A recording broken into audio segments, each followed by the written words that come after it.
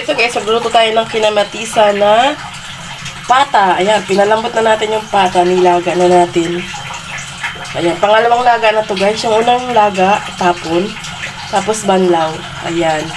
Sensya na kayo sa boses ko guys. Dahil meron akong running nose. Ayan, naglabo-labo na siya. So, mag-gisa-gisa muna tayo.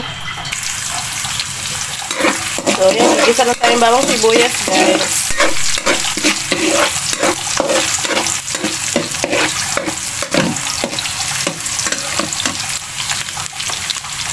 Ayan. Mag-translucid itong ating sibuyas. At next na natin ang kamatis. Mahal ang kamatis ngayon. So dahil nag-trade tayo ng kinamatisan, tinis natin yung mahal. Overrate ko talaga ito. Nabili. Yan. So durug-durugin lang natin ito guys. Hintayin natin lambot siya at madurog, mag-juice. Saka natin ilagay yung pata. So ito yung nilaga nating pata guys. Yan. Dalawang beses natin nilaga. Yan. Tinapon natin yung unang nilaga. So ito na yung ating pina-juicy na kamatis. Kailangan natin ng juicy. Dapat mas marami pang kamatis para mas masarap. Kasi mahal. Kaya tipid-tipid muna tayo sa kamatis. Ulit. Tapos next natin ilalagay itong pata na. Yan. Malambot na yung pata. So haluin lang natin. Yan. Wait lang. Hirap. So ayan. So ganito na siya guys. Nilagyan na natin ng ng mga pampalasa. May asin, paminta at isang pork cubes para mag-enhance ng panlasa. At inuumit na natin yung pampalasang iba. So kailangan natin ng magbawas-bawas tayo ngayon ng iba natin mga pampalasa. Matuto na lang tayong paminta at asin. Yan. Unti-untiin lang. So, saka mga sili na lang. So, may sili na yan guys. Pero lalagyan ko pa ng dalawa yan mamaya. May dalawa pa ako dito. Para pang yung tatlo dyan, o yung dalawa, ginayat-gayat ko para lumasa.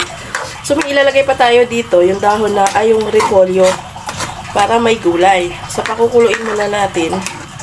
Yan, ginisa nating maigi yan sa kamatis nga. Para lasang-lasa ang paggisa. Diba? So, ganyan lang. So, antayin natin kumulo bago natin ilagay maraming isang buong repolyo. So, ayan.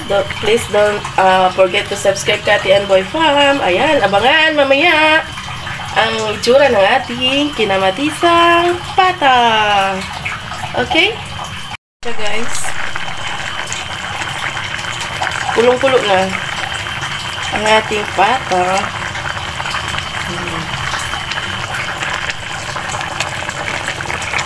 So, pwede na natin ilagay ang ating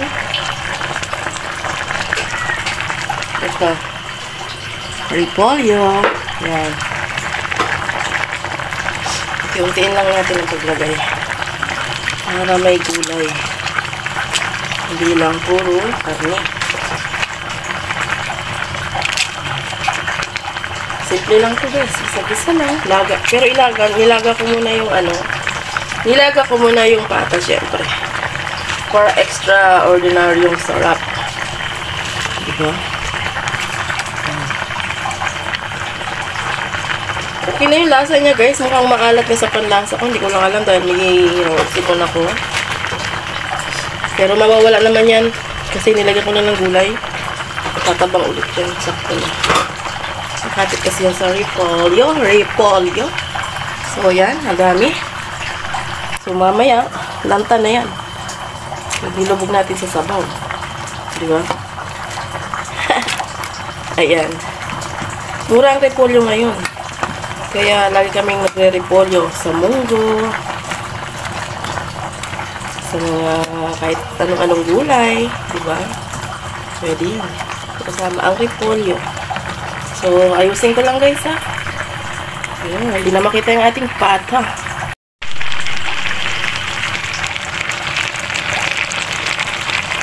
So, ito na siya guys. Luto na. Lambot na yung repolyo. Diba? Sakto lang yan. Antayin na natin si Papa Boy. Mga estudyante ko. Si Ate Irish lang ang walang pasok. Panic skip pa. Hoy! Hindi ko na nilagyan pala ng sili guys. Ulit. May malasa na. So, ayan. Ito na ang ating pata. Kinamatisang pata. Okay? Thank you for watching. Sana magustuhan nyo. Try nyo din guys. Bye!